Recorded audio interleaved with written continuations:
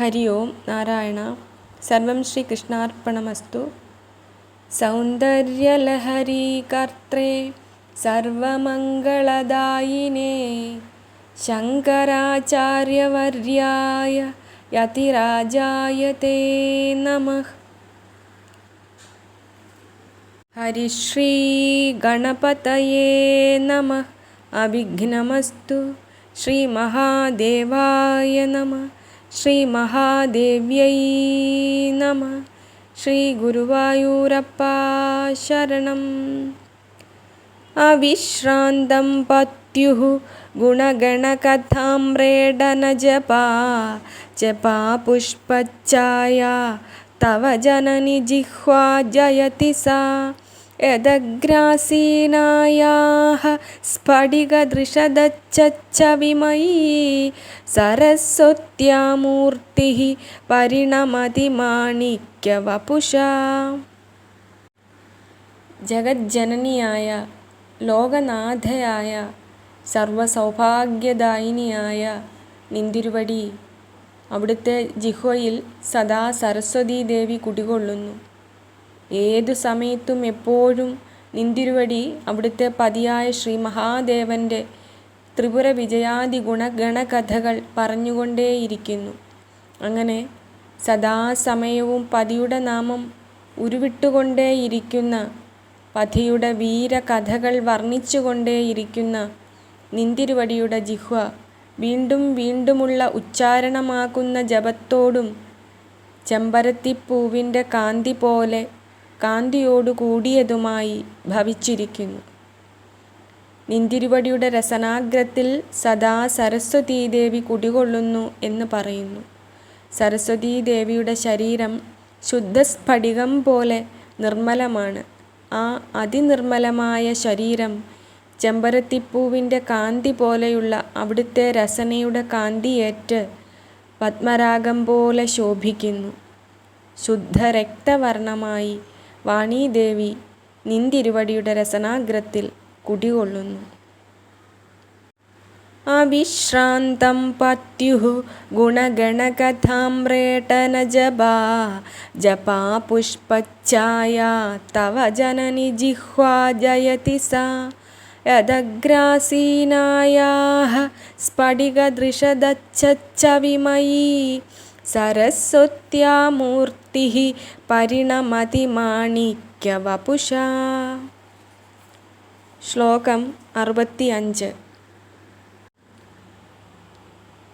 രണേ ജിത്വാ ദൈത്യാനപഹൃതശിരസ്ത്രൈഃ കവചിഭിഃ നിവൃത്തൈശ്ചണ്ഡാംശത്രിപുരഹരനിർമാല്യവിമുഖൈഃ വിശാഖേന്ദ്രോപേന്ദ്രൈഃ ശശിവിശദകർപ്പൂരശകലാ വിലീയന്തെ മാതഃ തവ വദനതാംബൂലകബളാഃ.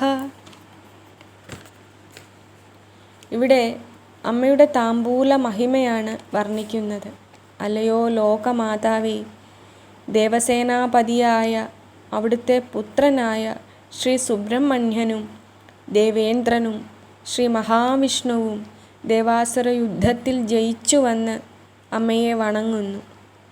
അങ്ങനെ വണങ്ങുമ്പോൾ ശിരസിലുള്ള തലക്കെട്ട്, തൊപ്പി ഇവ ശിരസിൽ നിന്ന് എടുത്തതിനു ശേഷം കവചങ്ങളെ മാത്രം ധരിച്ചിരിക്കുന്നവരായി നിന്തിരുവടിയെ വണങ്ങുന്നു.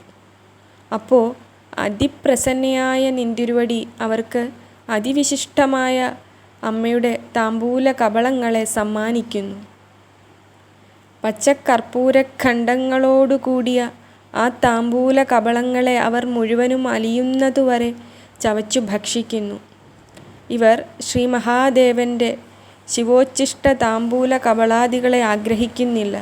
അത് ചണ്ഡൻ എന്ന ശിവപാർഷദൻ്റെ അവകാശമാണ്. ഈ ശിവനിർമാല്യത്തിൽ ഇവർ വിമുഖന്മാരാണെന്ന് പറയുന്നു. നിന്തിരുവടിയുടെ അതിവിശിഷ്ടമായ താംബൂല കബളങ്ങളെ അവർ ഭക്ഷിക്കുകയും ചെയ്യുന്നു.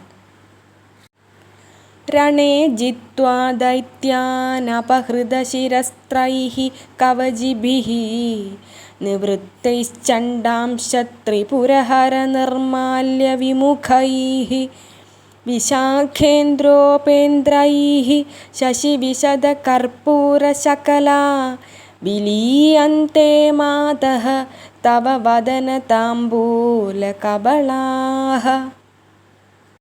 ശ്ലോകം 66. വിപഞ്ച്യ ഗായന്തി വിവിധമപദാനം പശുപതേഃ ത്വയാരബ്ധേ വക്തും ചലിതശിരസാ സാധുവചനേ തദീയൈർമാധുര്യൈഃ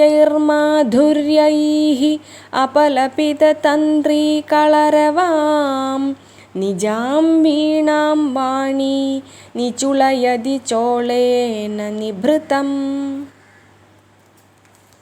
നിന്തിരുവടിയുടെ മധുരവാക്കുകളെ പ്രകീർത്തിക്കുകയാണ് ഇവിടെ. അല്ലയോ മഹാദേവി, ശ്രീ പരമേശ്വരൻ്റെ ദക്ഷയാഗധ്വംസനം, കാളകൂടാശനം, ഗജാസുരവധം തുടങ്ങിയ മഹനീയ ചരിത്രങ്ങളെ ശ്രീ സരസ്വതീദേവി തൻ്റെ വീണയിലൂടെ ഗാനം ചെയ്യുമ്പോൾ അത് കേൾക്കെ അതീവ സന്തുഷ്ടയായി നിന്തിരുവടി അതിനെ പ്രശംസിക്കാനായി പറഞ്ഞു തുടങ്ങുന്നു.